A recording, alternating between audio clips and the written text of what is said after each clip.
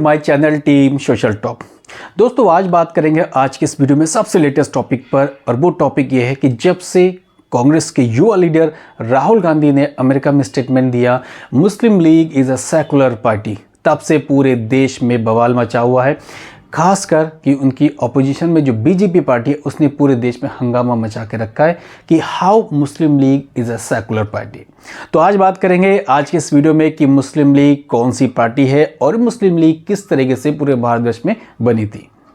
तो मुस्लिम लीग के बारे में जानने की कोशिश करें तो सबसे पहले हमें ये जानना चाहिए कि जब ब्रिटिश हुकूमत थी तब मुस्लिम लीग का नाम क्या था और किसने सबसे पहले मुस्लिम लीग पार्टी को बनाने में हेल्प की थी और इसका मेन एम क्या था। माना यह जाता है कि जब ब्रिटिश हुकूमत थी तब मुस्लिम लीग का नाम था अखिल भारतीय मुस्लिम लीग। इसको बनाने के पीछे का जो मेन एम है वो ये माना जाता है कि उस टाइम ब्रिटिश भारत में मुसलमानों की हिस्सेदारी हर मूवमेंट में बहुत कम थी। पॉलिटिकल मूवमेंट हो, सोशल एक्टिविस्ट हो या जितने भी काम हो, उसमें इनकी हिस्सेदारी बहुत कम थी। गिने चुने लीडर हुआ करते थे। तो कहीं ना कहीं मुसलमानों की जो भागीदारी है हर मूवमेंट में कम होती दिख रही थी।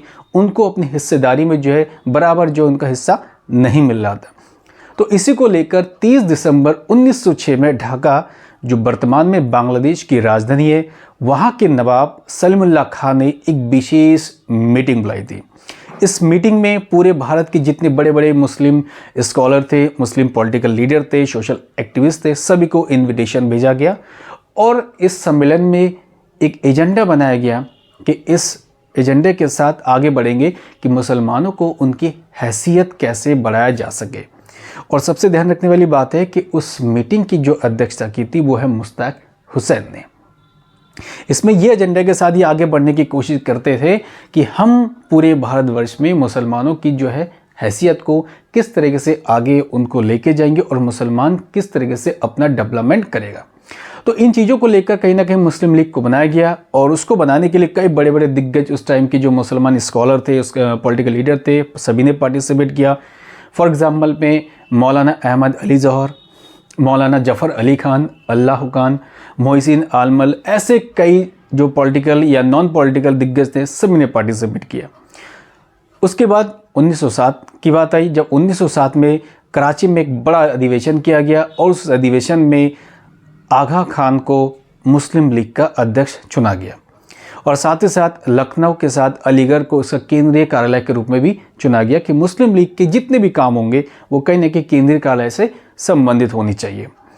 ये सिलसिला यूं ही बढ़ता गया। बढ़ते बढ़ते बढ़ते 1940 की बात करें तो 23 मार्च 1940 में लाहौर में एक बहुत बड़ा अधिवेशन किया गया और इसी अधिवेशन में पाकिस्तान प्रस्ताव को रखा गया, जिस कारण इस अधिवेशन को पाकिस्तान प्रस्ताव अधिवेशन माना जाता है।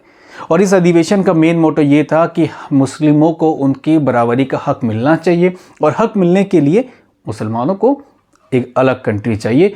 तब से मोहम्मद अली जिन्ना ने इसको लेके चले, इस स्टैंड पर खड़े रहे और खड़े होने के बाद 1947 का वो मंजर आपको याद है जिसमें भारतवर्ष के विभाजन हुआ और उस विभाजन में सभी को पता है कि किसको कितनी हिस्सेदारी मिली।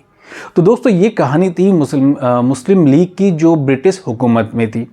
अब हमें बात करनी चाहिए कि आज़ाद भारत के बाद मुस्लिम लीग का क्या हुआ, जिसको लेकर इतना आजकल बवाल मचा हुआ है।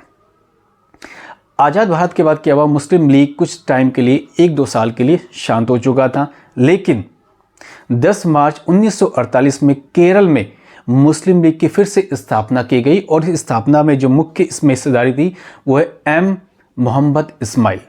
इनके द्वारा मुस्लिम लीग को फिर से खड़ा किया गया और 1 सितंबर 1951 में एक नए संविधान के साथ उन्होंने मुस्लिम लीग का नाम रखा इंडियन यूनियन मुस्लिम लीग। धीरे धीरे यूं ही बढ़ते गए इसको और ये बहुत ज़्यादा बढ़ाते गए। मुस्लिम लीग में लोगों की हिस्सेदारी बढ़ती गई। कई राज्यों में चुनाव लड़े, तमिलनाडु में है, केरला में है, कर्नाटक में, यूपी में हो, कई राज्यों में मुस्लिम लीग ने चुनाव भी लड़ा। अच्छा खासा इनको वोट शेयर भी मिला। धीरे धीरे इनका और भी कारोबार बढ़ता गया। बढ़ने के बाद मुस्लिम लीग ने, जो वर्तमान की जो मुस्लिम लीग है इंडियन यूनियन मुस्लिम लीग, इसने अपने कई सारे संगठन को खड़ा किया। फॉर एग्जाम्पल में छात्र विंग की बात करें तो मुस्लिम यूथ फेडरेशंस और मुस्लिम यूथ लीग।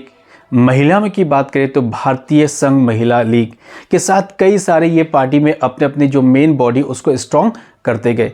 इनकी विचारधारा ये थी कि समुदाय और रूढ़िवाद, इनको लेकर चलेंगे। और नारा इनका ये था कि 1 और 1 11, ताकि मुसलमानों में उनको हिस्सेदारी और ज़्यादा स्ट्रॉन्ग किया जाए।